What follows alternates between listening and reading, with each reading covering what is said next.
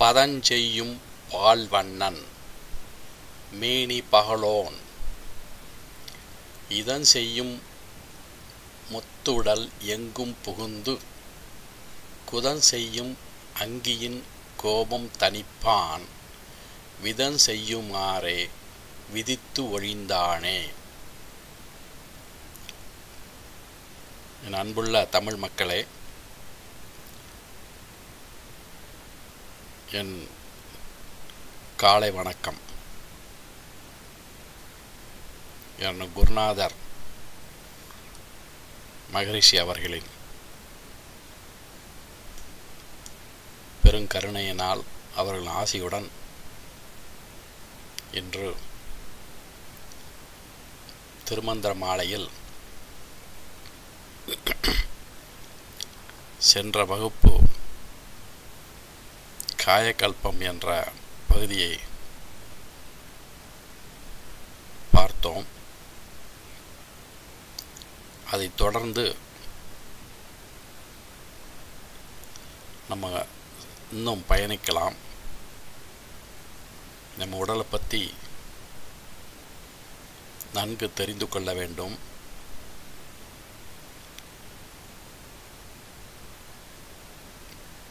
நம்ம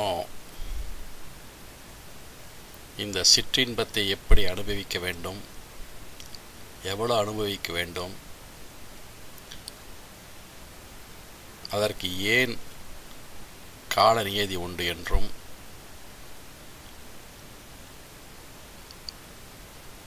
அதே சமயத்தில் இந்த காயகல்ப பயிற்சியை பயன்படுத்தி இந்த பேரின்ப வாழ்க்கைக்கு எப்படி எடுத்து செல்ல முடியும் என்று திருமூலர் வாக்கின்படி கொஞ்சம் கொஞ்சமாக பார்க்கலாம். இப்போ இந்த பேச்சு தொடரில் முதலில் சொன்ன பாடல் பதஞ்செய்யும் பால்வண்ணன் மேனி பகலோன். இந்த பாடல் இரண்டாம் தந்திரத்தில் கரு உற்பத்தி என்று சொல்லப்படுகிற கர்ப்பகிரிகை என்ற தலைப்பில் வருகிறது.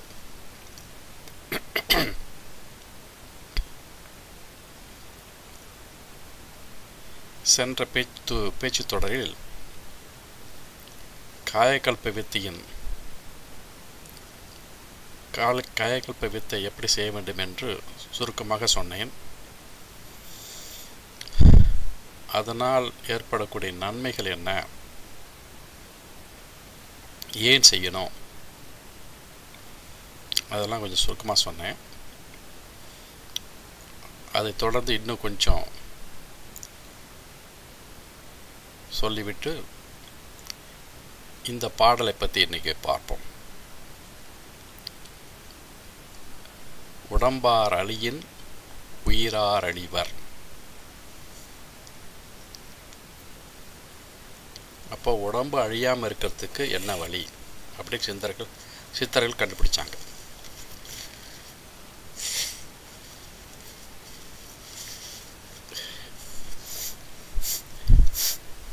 நம்ம தமிழில் ரெண்டு பழமொழி உண்டு.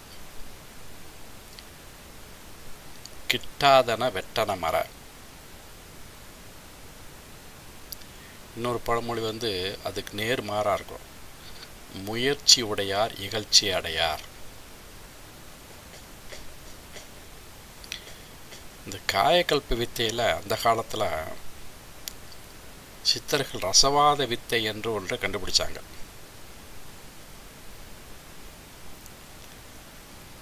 அது பரவலாக சித்திர இலக்கியத்தில் பேசப்படுகிறது. அதாவது மூலிகை வைத்து உலோகங்களை கலந்து இந்த பஸ்பம் என்ற ஒரு மருந்தை தயாரித்து அதை அளவோடு உண்டு வந்தால் நம்ம வாழ்நாளை நீட்டிக்கொள்ள முடியும் என்று சொல்லப்படுகிறது. இந்த பதஞ்சலி எழுதின யோக சூத்திரத்தில் இது போன்ற விஷயங்கள் நிறையாக இருக்கின்றன. திருமூலர் அதை பற்றி பேசியிருக்காரா என்று, அந்த மாதிரி வித்தையை திருமூலர் பேசியிருக்காரா என்று பார்த்தால் இதுவரை எனக்கு கண்ணில் படலை.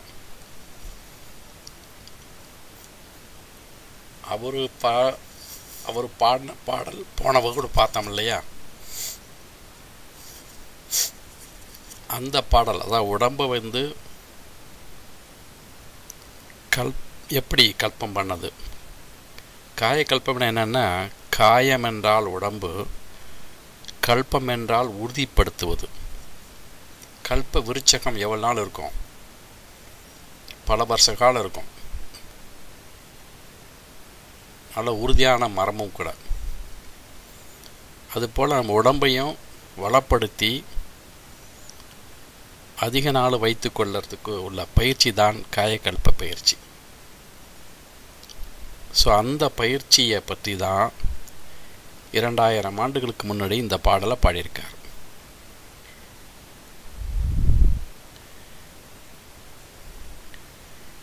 அதனால் இந்த தங்க பசம் வெள்ளி பசம் இந்த மாதிரி வித்தையெல்லாம் இருந்துன்னு சொல்கிறாங்களோ ஒழிய அதை பற்றி இப்பெல்லாம் எந்த விதமான நூல்களும் கிடையாது, அதுக்கு ஆதாரங்களில் எப்படி செய்கிறதும் தெரியாது. அப்படி யாராவது செஞ்சு நான் செஞ்சிட்டேன், இதை நான் விற்கிறேன் அப்படின்னு சொன்னால் கூட நம்பிக்கை வராது. அதுக்கு நம்ம ஏங்கி இருக்கிறத விட என்ன கிடைக்குதோ, என்ன நமக்கு இப்போது இறைவனால் கொடுக்கப்பட்ட ஒரு சாதனை, அதை உடம்பு, அதை வைத்து என்ன செய்யலாம் அப்படிங்கிறது தான் இந்த பழமொழி சொன்னது. அதை கிட்டாதன வெட்டன மர. இந்த ரசவாத வித்தையை பற்றி நம்ம மறந்துடுவோம். ஏன்னா அது நம்ம கண்டுபிடிக்கவோ அதுக்கு தகுந்த ஆசானை கண்டுபிடிக்கிறதோ குருவை கண்டுபிடிக்கிறதோ முடியாது அந்த காலத்தில். அதனால் அந்த பயிற்சியை மறந்துடுவோம். நமக்கு என்ன கிடைச்சிருக்கு அந்த பயிற்சி, அந்த பயிற்சியை முயற்சி செய்தால் அதற்கு பலன் உண்டு. எனக்கு தான் அந்த முயற்சி உடையார் இகழ்ச்சி அடையார். இந்த பயிற்சியை சொல்லி கொடுத்த வேதாத்திரி பெரும் மகரிஷி அவர்களை நாம் என்றென்றும் நினைவு கொள்ள வேண்டும். ஒரு புரட்சியை இந்த காலத்தில் உண்டு பண்ணார். வள்ளலார் வாழ்ந்து காமித்தார். கடைசியில் ஒரு பேச்சில் சொன்னார் தன்னுடைய தோழர்கள்கிட்ட, இந்த யோக சாதனை எல்லாராலும் செய்ய முடியாது அப்படின்னு அவர் சொன்னார். நீங்கள் இந்த ஒரு படம், இந்த வள்ளலார் படத்தை பார்த்தீங்கன்னா ஒரு இடத்துல அவருடைய இந்த டயலாக் வரும். அவர் அடைந்த ஒரு நிலையே மற்றவங்கள் அடையிறதுக்கு முடியாது அப்படின்னு ஒரு மாதிரியாக சொல்லி முடித்தார். நான் ஒன்று குறையாக சொல்ல வரல. அதனால் மக்களிட அன்பு செலுத்துங்க, ஜீவகாரணியம் செய்யுங்க அப்படின்னு மக்களுடைய மனதை திசை திருப்பிட்டார். அந்த இயக்கம் நல்ல முறையில் போயிட்டுருக்குது.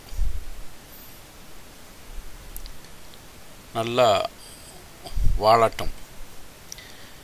ஆனால் அதற்கு பிறகு வந்த வேதாத்திரி மகரிஷி மக்களுக்கு எளிய முறையிலே பயன்படுமாறு இந்த பயிற்சியை நமக்கு சொல்லி கொடுத்தது அவருடைய பெருங்கருணையாகும். அதற்கு வேண்டிய உபகாரம் என்ன? உபகரணம் நம்மளுடைய உடம்பு. ஒன்றும் பண்ண வேணாம், எங்கேயும் போக வேணாம். நமக்கு இறைவன் கொடுத்த உடம்பு. இந்த உடம்புக்கு பயிற்சி கொடுக்கணும். அந்த பயிற்சி கொடுக்கறதுக்கு ரொம்ப நேரம் ஆகாது. முறையாக கற்றுக்கிட்டு சிறிது நேரம்தான், காலை மாலை முடிந்து வரலாம்.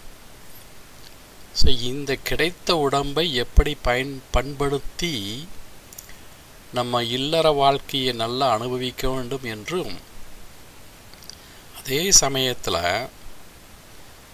பேரின்ப வாழ்க்கைக்கும் வித்திட்டு அதை நோக்கி முன்னேற வேண்டும் என்று சொல்லுகிறார். ஒரு கல் ரெண்டு மாங்காய் மாதிரி.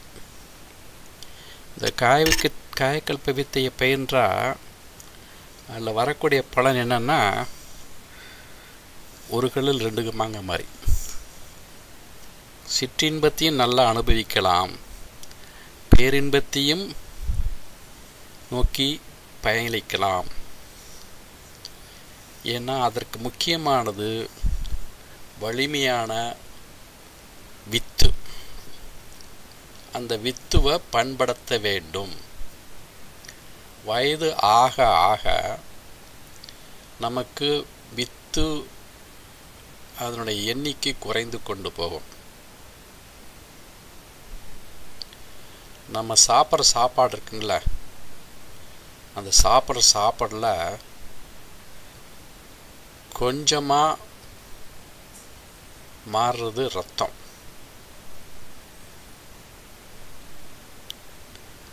என்ன, கொஞ்சமாக மாறுறது ரத்தம், மீதியெல்லாம் கழிவுப் பொருளாக வெளியே வந்துவிடும். அப்புறம் பல துளி ரத்தம்தான் சேர்ந்து இந்த வித்து உண்டு பண்ணுது. பல துளி ரத்தம் ஒரு துளி விந்து என்று சொல்லுவார்கள். ஒரு துளி விந்து வெளியே போச்சுன்னா அதற்கு சமானம் பல துளி விந்து வெளியே போகிறதுக்கு அடையாளம். ஆகையினால இந்த சிற்றின்பத்திலேயே மூழ்கி கொண்டிருந்தால் உடல்நலம் கெட்டு வயதினுடைய அளவு குறைந்து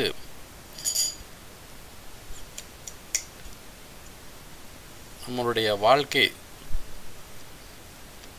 சுருங்கிவிடும்.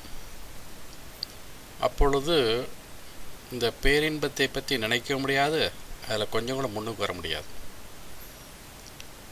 ஆகையினால தான்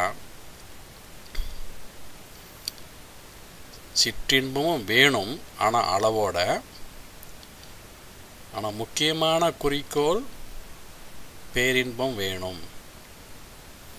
விண்ணின்று இழிந்து வினைக்கிடாய் மெய்க்கொண்டு தன்னின்று தாளை தலைக்காவல் முன்வைத்து என்று சொல்கிறார் இல்லையா. நான் சொல்லியிருக்கேன்ல, இறைவனானது ஜோதி வடிவமாக இருந்து படிப்படியாக கீழ்நிலைக்கு வந்து பிரம்மனை படைத்து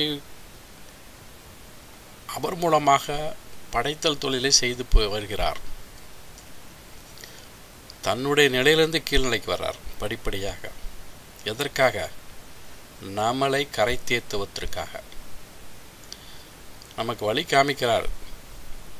இந்த உடம்பு ஒரு ஆலயம், இந்த ஆலயத்தை பண்படுத்த வேண்டும். அந்த ஆலயத்தை பண்படுத்தினாதான் இந்த உடம்பார் அழியின் உயிரார் அழிவர் திடம்பட மெய்ஞானம் சேரவும் மாட்டார். உடம்பை வளர்க்கும் உபாயம் அறிந்தே உடம்பை வளர்த்தேன் உயிர் வளர்த்தேனே. இந்த உடம்பை வளர்க்கும் உபாயம் அறிந்தேன் என்று சொல்லுகிறார் இல்லையா, அதுதான் இந்த காயக்கல்ப பயிற்சி. அதாவது அந்த முறைகளில் காயக்கல்ப பயிற்சியும் ஒன்று என்று சொல்லலாம். அதாவது யோகாசனம் எல்லாமே அடங்குதில்ல.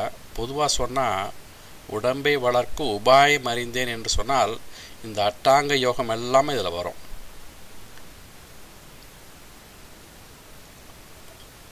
அப்படி வரும் பொழுது இந்த காயக்கல்ப பயிற்சியும் அதனோட சேர்ந்து வருது.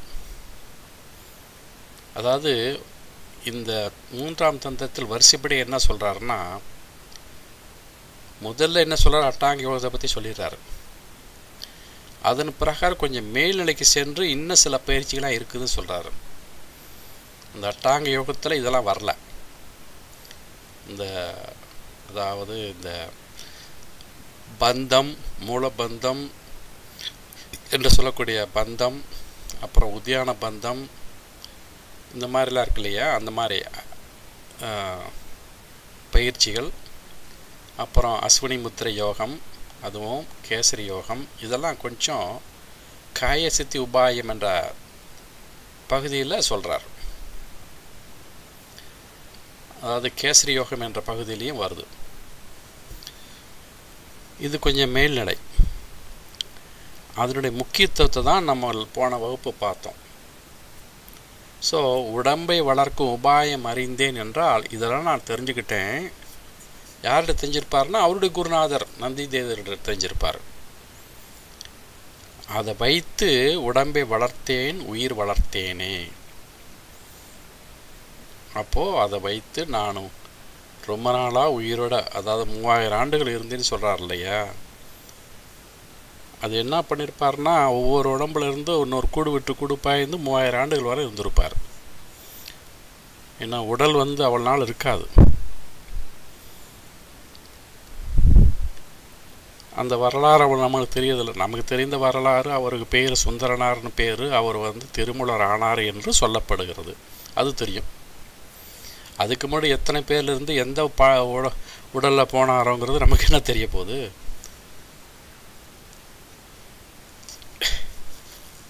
கடைசி காலத்தில் அவர் சிதம்பரத்துலேயோ, அதாவது அவர் அடக்கமானது சமாதி அடைந்த இடம், சில பேர் சிதம்பரம் சொல்கிறாங்க, சில பேர் திருவாடுதுறை சொல்கிறாங்க. எதுவாக இருந்தாலும் பரவாயில்ல. ஆனால் அவர் இறக்கும் பொழுது, அதாவது இறப்புன்னு சொல்லக்கூடாது, இந்த யோகிகளை இறந்தார்கள் சொல்லவே கூடாது, சமாதி அடைந்தார்கள் என்று தான் சொல்லணும். அப்படி சமாதி அடையும் பொழுது அவர் எந்த உடம்பில் அவர் புகுந்தார் அப்படிங்கிறது நமக்கு தெரியாது. அவரே வள்ளலாரை வந்திருக்கலாம். ஏன்னா வள்ளலார் காலத்துக்கும் அவர் காலத்துக்கும் இடைவெளி ரொம்ப அதிகம். ஆக இடையில் பல அவர் மாணிக்க வாசகர் மூலமாக வந்திருக்கலாம். என்ன, அப்புறம் வள்ளலார் மூலமாக வந்திருக்கலாம். ஸோ அந்த ஆத்மா இருக்குதே, அவர்கள் சமாதி அடைந்த பிறகு அவர்கள் அந்த ஆத்மா தகுந்த சூழ்நிலை, தகுந்த உடம்பை பார்த்து கொண்டு இருக்குமாம். உலக மக்களுக்கு பணி புரியும் பொருட்டு அவர்கள் உடலில் புகுந்து விடுவார்கள் என்று நான் சில படிச்சிருக்கேன். மரணத்திற்கு பின் மனித நிலை அப்படிங்கிறத பற்றி அந்த மாதிரி புத்தகத்திலலாம் நான் இந்த விஷயங்கள்லாம் இருக்குது நிறையா. எனக்கு இப்போது நம்ம வருவோம் இந்த மெயின் சாப்டர், மெயின் கருத்துக்கு. இப்போ இந்த உடல் இருக்குது, அதை பக்குவப்படுத்துகிறோம். இந்த பக்குவப்படுத்தினுடைய காரணம் விந்துவை நல்ல வலிமையுடன், நல்ல அளவுடன் வைத்து கொள்ள வேண்டும்.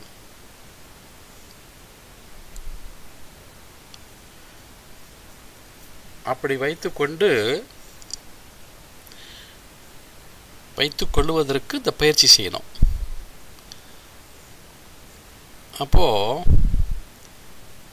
இப்போ நிறைய பேர்த்துக்கு சந்தேகம் வரும். அதாவது சிற்றின்பத்தில் போகலாமா, அது ஆன்மீக வாழ்க்கைக்கு போகிறது சிற்றின்பம் ஒரு தடையாக இருக்குமா என்று ஒரு கருத்து இருக்கும். திருமூலர் என்ன சொல்கிறாருன்னா, ஆன்மீக வாழ்க்கையை நோக்கி பயணம் செல்லும் பொழுது குடும்ப வாழ்க்கையை மறக்க வேணாம், குடும்ப வாழ்க்கையை எடுத்துக்கொள்ள வேண்டும் என்று சொல்லுகிறார். அவர் சன்னியாசியாக போய் திருமணமாகாமல் யோகியாக சென்று இங்கே ஆன்மீக வாழ்க்கை வெற்றி பெற வேண்டும் என்று, அப்படின்னா வெற்றி பெற வேண்டும் என்று சொல்லவே இல்லை. திருமண வாழ்க்கையில் புகுந்து குழந்தைகளை பெற்றுக்கொள்ள வேண்டும், இல்லற இன்பத்தில் முறைப்படியாக ஈடுபட்டு அனுபவிக்க வேண்டும் என்று சொல்லுகிறார். ஏன் அனுபவிக்கணும், ஏன் இந்த சிற்றின்பத்தில் நாட வேண்டும், ஈடுபட வேண்டும், அதன் காரணம் என்ன அப்படிங்கிறத இந்த பாடல். உடம்புல சக்கரங்களும் சொன்னேன் இல்லையா, மூலாதாரம் முதற்கொண்டு ஆண்யை சகசரம் தரை வரையிலும். இந்த சக்கரம் கீழே இருந்து மேலே போக போக வெப்பநிலை குறைந்து கொண்டு போகும். மூலாதாரத்தில் இருக்கும் பொழுது அது அக்னி என்று சொல்லுவார்கள். என்ன, அவ்வளோ உடம்பு தகனமாக இருக்குமா, சூடாக இருக்குமா. மூலாதாரத்தில் இருக்கிற அக்னிக்கு பேர் மூலாக்னின்னு பேர். அது அங்கே அதிகமாக இருக்க இருக்க உடம்புக்கு நல்லதல்ல. என்ன, அந்த அக்னி வேகத்தை குறைக்க சொல்றார்.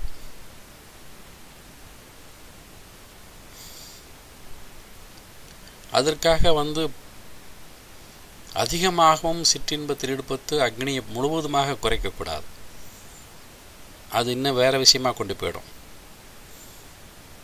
உடலில் அந்த குறிப்பிட்ட உஷ்ணம் இருந்துக்கிட்டே இருக்கணும்.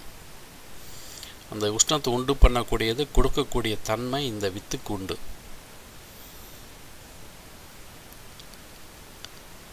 அதனால் ஒன்று சொல்கிறேன் கேளுங்க. இந்த வித்துனுடைய டெம்பரேச்சரை தெரியுமா, அந்த உஷ்ணநிலை, அது நம்மளோட உடல்நிலையை உஷ்ணநிலையை விட அதிகமாக.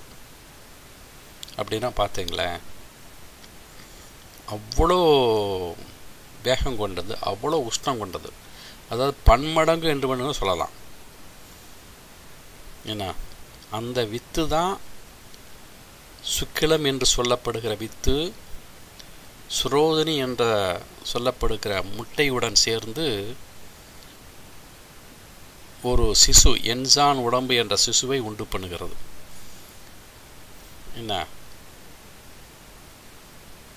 அதற்கு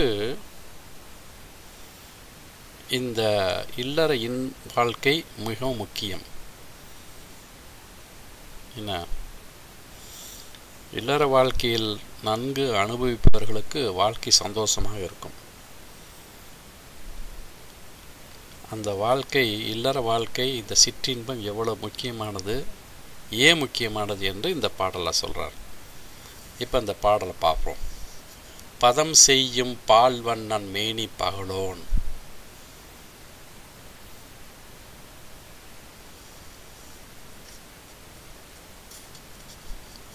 இதன் செய்யும் மொத்துடல் எங்கும் புகுந்து குதன் செய்யும் அங்கியின் கோபம் தணிப்பான் விதம் செய்யுமாறை விதித்து ஒழிந்தானே.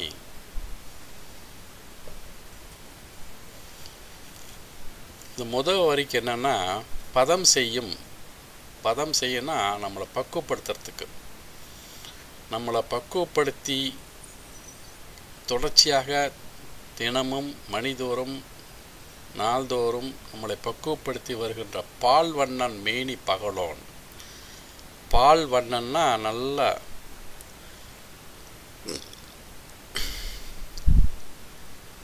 பால் நிறம் பொருந்திய வண்ணனாக, சூரிய பிரகாசம் அதிலிருந்து அந்த ஒளி தோன்றும் இல்லையா, அந்த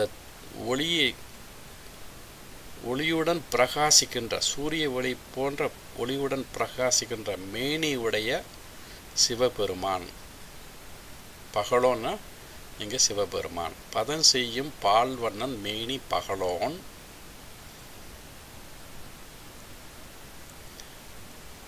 இதம் செய்யும் மொத்து உடல் எங்கும் புகுந்து. இதம் செய்யும் ஒத்து உடல், இதம் செய்யும் ஒத்து உடல் எங்கும் புகுந்தும். நமக்கு நன்மை இதம் செய்யுங்கிறத நன்மை செய்கிறது. நன்மை செய்யும் பொருட்டு நம்ம உடம்பு பூராமே அவர் புகுந்து இருக்கிறார். உடம்பு பூராமே இருக்கிறார். இதம் செய்யும் ஒத்து உடல் எங்கும் புகுந்து, அப்படின்னா எங்கும்னா உடம்பு பூராமே அவர் பரவி இருக்கார்.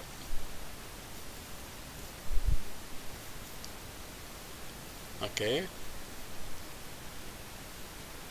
குதம் செய்யும் அங்கியின் கோபம் தணிப்பான். இதுதான் இப்போ இந்த பாடலில் முக்கியமான அடி. இதுதான் சொல்ல வரேன். குதம் செய்யும், குதம் இருக்கிற இடம் குதஸ்தானம், அந்த இடத்துல என்ன இருக்குது? மூலாகினி இருக்குது. கோபம் தணிப்பான். அந்த கோபம்னா இங்கே வந்து வேகம், அக்னியுடைய வேகம். அந்த வேகத்தை குறைக்கணும்.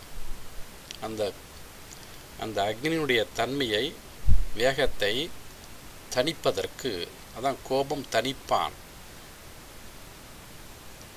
அந்த மூலாகினுடைய வேகத்தை குறைத்து தணிப்பதற்கு என்ன விதம் செய்யுமாறு விதித்தொழிந்தானே. இன்பத்தை, சிற்றின்பத்தை நாடி செல்லுங்கள். அதனால் அந்த சிற்றின்பம் பெரும் சிற்றின்பத்தை அடையக்கூடிய ஒரு நியதியை அமைத்து நமக்கு எல்லாம் அருளினான் என்று இந்த பாடலுடைய பொருள். அப்போ சிவபெருமான் என்ன சொல்கிறாரு? திருமூலர் என்ன சொல்கிறாரு? சிவபெருமான் இப்படி சொல்கிறாரு. அவரே வந்து சிற்றின்பத்தை அனுபவியுங்கள். அதற்கு காரணம் என்ன? இந்த மூலாகினியுடைய வேகம் தனியும். அது அதிகமாக இருந்ததுன்னா உடலுக்கு நல்லதல்ல. அதுக்கு தான் நம்மள சொல்லுவாங்க, தகுந்த வயதில் கல்யாணம் பண்ணிக்கோ, என்ன இல்லைன்னா அது பின்னாடி கஷ்டம் அப்படிம்பாங்க. ஆனால் சொல்ல தெரியாது.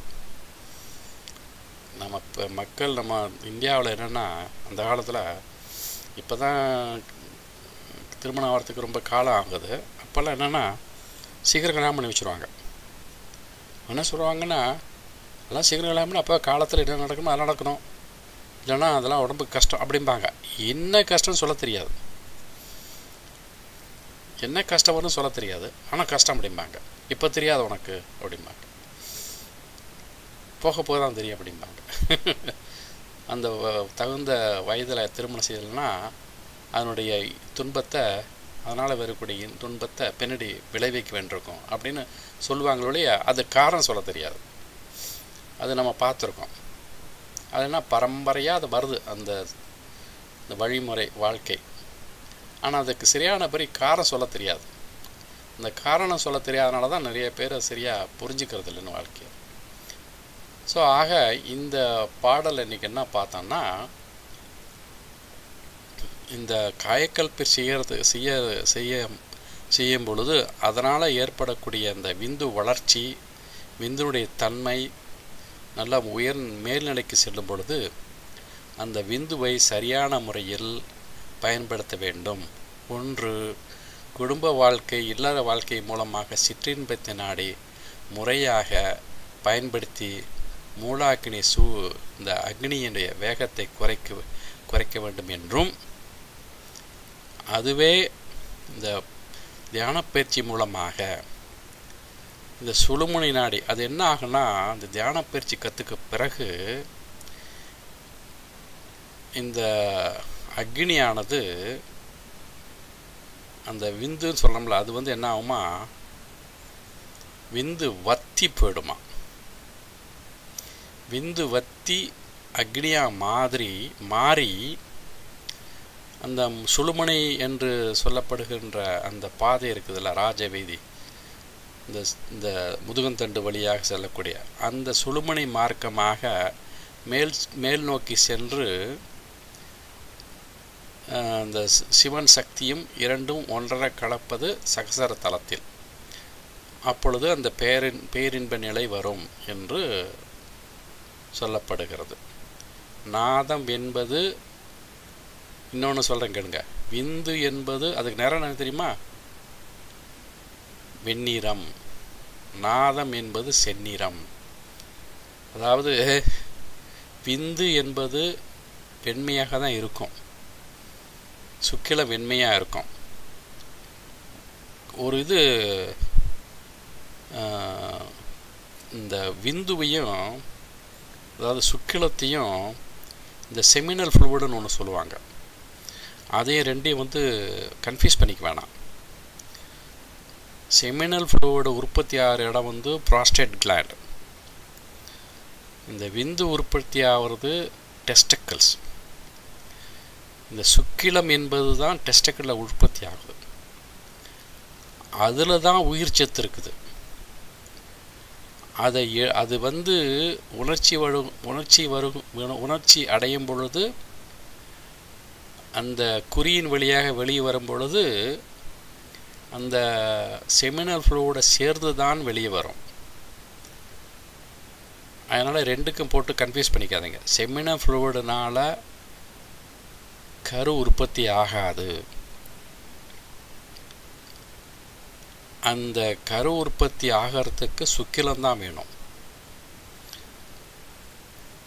அதே போல் பெண்களுக்கு சுரோதினி என்று சொல்லப்படுகிறது. அந்த சுரோதி என்பது இந்த கருமுட்டை. இந்த முட்டை எப்படி இருக்குமா? வெண்ணிறம் இல்லை செந்நிறம் நிறம். அதுதான் நாத வடிவு. இந்த விந்து வடிவாக இருக்கிறது வெண்ணிறம், சுக்கிலம். ஸோ சுக்கிலம் வெண்மையாகவும் சுரோதினி செம்மையாகவும் இருக்கும். இந்த ரெண்டும் சேரும் பொழுது, தகுந்த காலத்தில் சேரும் பொழுது குழந்தை உற்பத்தி உண்டாகும். இது சரியாக சேரலைன்னா குழந்தை வராது. அதனால் முக்கியமானது இங்கே சுக்கிலம், செமினல் ஃப்ளூயிடு கிடையாது. ஆனால் செமினல் ஃப்ளூயிடும் வேணும். ஏன்னா அந்த ப்ராஸ்டேட் கிளாண்டு ஒரு மொச்சக்கொட்டை மாதிரி இருக்கும். அது நல்ல முறையில் இயங்கிட்டு வரணும். அதுதான் அந்த ஃப்ளூயிடை உண்டு பண்ணும். செமினல் ஃப்ளூயிடை அது திரவத்தை உண்டு பண்ணக்கூடியது. அது மட்டும் உண்டு பண்ணதில்லை, பக்கத்தில் சில கிளாண்ட்ஸ்லாம் இருக்குது. அதாவது செமினல் ஃப்ளூயிடு இந்த ப்ராஸ்டேட் கிளாண்டு என்று சொல்லப்படுகிற கிளாண்ட் இருக்குல்ல, கிட்டத்தட்ட 30% அளவு தான் உண்டு பண்ணுது. மீதி இருக்கிறது அதை சுற்றி உள்ள சின்ன சின்ன கிளாண்ட்ஸ்லாம் சேர்த்து 70% உண்டு பண்ணுது. ஆக மொத்தம் 100% வரணும்னா எல்லா கிளாண்டும் ஒழுங்காக வேலை செய்யணும். அது சமயத்தில் என்ன ஆகுன்னா, அந்த வயதாக ஆக இந்த செமினல் ஃப்ளூயிடுடைய தன்மை குறைந்து, அதனுடைய அளவு குறைந்து, சில பேர்த்துக்கு ப்ராஸ்டேட் இன்ஃபெக்ஷன் வரும்.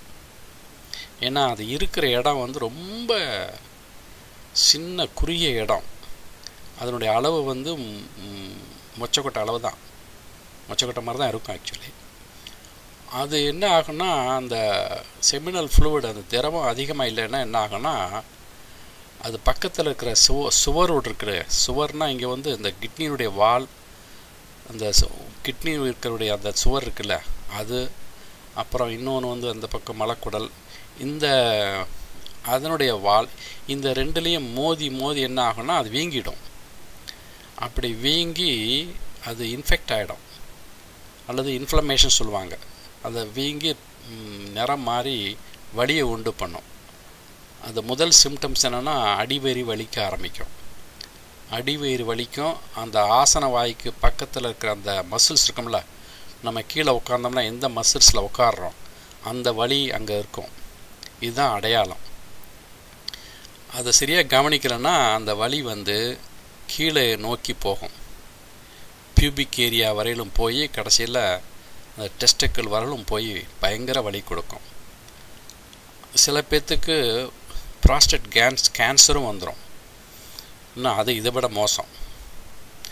இன்ஃபெக்ஷன் பரவாயில்ல, அதுக்கு சிப்ரோன்னு ஆன்டிபயோட்டிக் ஒன்று இருக்குது. அதை கிட்டத்தட்ட ஒரு 3 வார காலம் சாப்பிட்டா அது சுருங்கிடும், அந்த இன்ஃபெக்ஷன்லாம் போயிடும். ஆனால் ப்ராஸ்டேட்டுக்கு கேன்சர் வந்துச்சுன்னா அது ஆரம்பத்தில் கவனிக்கலைன்னா அது உயிருக்கு ஆபத்து. அதனால் ப்ராஸ்டேட் கிளாண்டு எவ்வளோ முக்கியங்கிறது நான் சொல்ல வரேன். அதை ஒழுங்கு நல்ல முறையில் வைத்துக்கொள்ள வேண்டுமென்றால் இந்த திரவம் ரொம்ப முக்கியம். அது போதுமான அளவு இருந்துக்கிட்டே இருக்கணும். அதற்கு நல்லா சாப்பிட்ணும். இந்த ஜிங்க்னு சொல்லுவாங்க, வைட்டமின் ஜிங்க், அதெல்லாம் அதிகமாக அதில் இருக்குது. அப்புறம் பி காம்ப்ளெக்ஸு, B12 பர்டிகுலராக அது அதிகம் அதில். ஸோ இதெல்லாம் இந்த உடல் நலத்தை பற்றி நல்லா வைத்துக்கொள்ள வேண்டுமென்றால் இந்த விஷயம்லாம் நமக்கு தெரியணும். அதனால் இன்றைக்கி இப்போ இருக்கிற இந்த டெக்னாலஜி வேர்ல்டில் இதெல்லாம் தெரிஞ்சுக்கிறதுக்கு அதிக வாய்ப்பு இருக்குது. எல்லா விஷயம் இன்டர்நெட்டில் போட்டிங்கன்னா உங்களுக்கு வரும். என்ன, நம்ம கண்மூடித்தனமாக பின்பற்றுங்கிற அவசியம் இல்லை. நம்ம முன்னோர்கள் சொல்லி வைத்த இந்த மாதிரி வழிமுறைகளையே நம்ம கேட்டு தெரிஞ்சுக்குவோம், கற்றுக்குவோம். அதே சமயத்தில் இன்றைக்குள்ள இந்த அட்வான்ஸ்மெண்ட்டு சொல்கிறோமே, இன்றைக்கி டெக்னாலஜி அட்வான்ஸ்மெண்ட் எல்லாமே இன்டர்நெட்டில் போடுறதுனால அதை படித்து தெரிந்து கொள்வது என்பது என்ன, படிக்கிறதுக்கு தெரியலையா, கம்ப்யூட்டர் இல்லையா, அட்லீஸ்ட் யாராவது இது மாதிரி சொன்னாங்கன்னு வச்சுங்க, நல்லா கேட்டு தெரிஞ்சுங்க. அது என்னென்னா, அது காரணம் சொல்கிறேன் கேளுங்க. எனக்கு ஒரு சமயத்தில் எனக்கு இந்த ப்ராஸ்டேட் இன்ஃபெக்ஷன் வந்தது. அதனால தான் அதை அது நல்லா தெரிஞ்சுக்கணும்னு சொல்லி அடிக்கடி படித்து அப்புறம் டாக்டரே கேள்வி கேட்டு தெரிஞ்சுக்கிட்டு ஓரளவு அது வராமல் தடுத்துக்கிட்டு இருப்பேன். அப்படி வந்துச்சுன்னா உடனே டாக்டரு அந்த சிப்ரோ மெடிசன் கொடுப்பாரு. 3 வாரம் சாப்பிட்டா சரியாக போயிடும். இது வரும் பரவாயில்லன்னு வச்சுங்களேன். ஏதோ ஒரு 2-3 தடவை வந்திருக்கு எனக்கு. ஏன்னா என் தந்தைக்கு இருந்தது, அது எனக்கு வந்தது. அது ஏன் வந்ததுன்னு அவரே சொல்ல தெரியல. நான் கேட்டேன் எதனால் வருதுன்னா, அதெல்லாம் சில பேர்த்துக்கு வரும் அப்படி சொல்லி முடிச்சுருவாங்க. அதுக்காக பற்றி விளக்கம் கொடுக்க மாட்டாங்க. ஆனால் இந்த காயக்கல்ப வித்தையை கற்றுக்கும் பொழுது ஓரளவு புரிஞ்சிக்க முடியுது. அதற்கு இதுக்கு என்ன சம்மந்தம், ஒருவேளை அந்த விந்துனுடைய அளவு, அதான் வேதாத்திரி மகரிஷி அவருடைய வகுப்பில் இங்கே சிகாகோவில் பேசும்பொழுது நான் கேட்பேன். அவர் சொல்லுவார், இந்த விந்துனுடைய அளவு குறையாமல் இருந்துச்சுன்னா இந்த மாதிரி பிரச்சனைகள் வராது. அது குறைஞ்சதுன்னா அது பக்கத்தில் இருக்க சோரோட மோதி இன்ஃபெக்ஷன் வந்துடும். ஓரளவு இட் மேக்ஸ் சென்ஸ். ஸோ அதனால் உடல் பயிற்சி என்பது, இந்த காயக்கல்ப பயிற்சி என்பது எவ்வளோ முக்கியம்னு பாருங்கள். ஏன்னா ஆரம்பத்தில் என்னென்னா அது சிற்றின்பத்தை அதிகமாக உண்டு பண்ணுற மாதிரி இருக்கும். ஆனால் பின்னாடி அது உடம்பை ஓம்பக்கூடிய ஓஜஸாக இருக்கும். அந்த ஓஜஸ்ன்னு சொல்கிறோம்ல, அந்த ஓஜஸ் தான் மேலே போய் தலை உச்சந்தலை வழியாக கீழே பறக்கும்போது உடம்பு தேஜஸ்மயமாக ஆகிறது. ஓஜஸ் தேஜஸ்மயமாக ஆகிறதுக்கு காரணம் இந்த ஓஜஸ் எவ்வளோக்கு எவ்வளோ நம்ம உடம்புல இருக்குதோ அந்த ஓஜஸை தான் நம்ம அந்த ஓஜஸ் பயிற்சின்னு சொல்கிறோம்ல, அந்த மூச்சு பயிற்சி, அந்த கேசரி முத்திரத்தை வச்சு நாக்கை உள்ளே மடக்கி மூச்சை இழுக்கிறோம்ல, அதுதான் ஓஜஸ் பயிற்சி, ரைட்? அதனால் இந்த கீழே இருக்க சக்தியை மேலே கொண்டு போய் அது உடம்பு பூரா பரவ வச்சா அது உடம்பு நல்ல முறையில் என்ன சொல்கிறது, தேஜஸ்னால் ஒரு முகத்தில் ஒரு தெளிவு இருக்கும். என்ன, முகத்தில் கொஞ்சம் என்ன சொல்கிறது, ஒரு மாதிரியான ஜொலிக்கும் பாங்க. என்ன, அந்த மாதிரி ஒரு சில அடியார்கள்லாம் பார்த்திங்கன்னா தெரியும். அந்த மாதிரி இந்த உடல்நலத்தை நல்லா கவனித்து கொள்ள வேண்டும். அதுக்கு தான் இந்த காயக்கல்ப பயிற்சி முக்கியம் என்று நான் இதை சொல்லிக்கொண்டு அடுத்த பேச்சில் இன்னும் இதை பற்றி நான் சொல்ல போகிறேன். முக்கியமான 7ஆம் தந்திரத்தில் என்ன சொல்கிறாருன்னா 2 தலைப்பு இருக்குதுங்க. விந்து அர்ப்பணம், விந்து ஜெயம் என்று 2 தலைப்பு இருக்குது. அதில் இன்னும் இதை விட அதிகமாக பேசுகிறார். அங்கே நிறைய பேசுகிறார். அங்கே விந்து ஜெயம் எப்படி செய்யணும், அப்படி செய்தால் என்ன நன்மை, விந்து அர்ப்பணத்தை பற்றி எப்படியெல்லாம் யோகிகள் எப்படி அதை அர்ப்பணம் பண்ணியிருக்காங்க, அதனால் எவ்வளோ தூரம் எவ்வளோ தூரம் அர்ப்பணம் பண்ண முடியும், என்ன, அதை பற்றி அந்த பகுதியில் நிறையா பாடியிருக்காரு. அடுத்த வகுப்பில் அடுத்த பேச்சில் அதை பற்றி நான் பேசலான் இருக்கேன். அதனால் இன்றைக்கு இந்த பேச்சை இத்துடன் முடித்து கொள்ளலான் இருக்கேன். ஸோ கேட்டு மகிழவும். வாழ்க வளமுடன். நன்றி, வணக்கம்.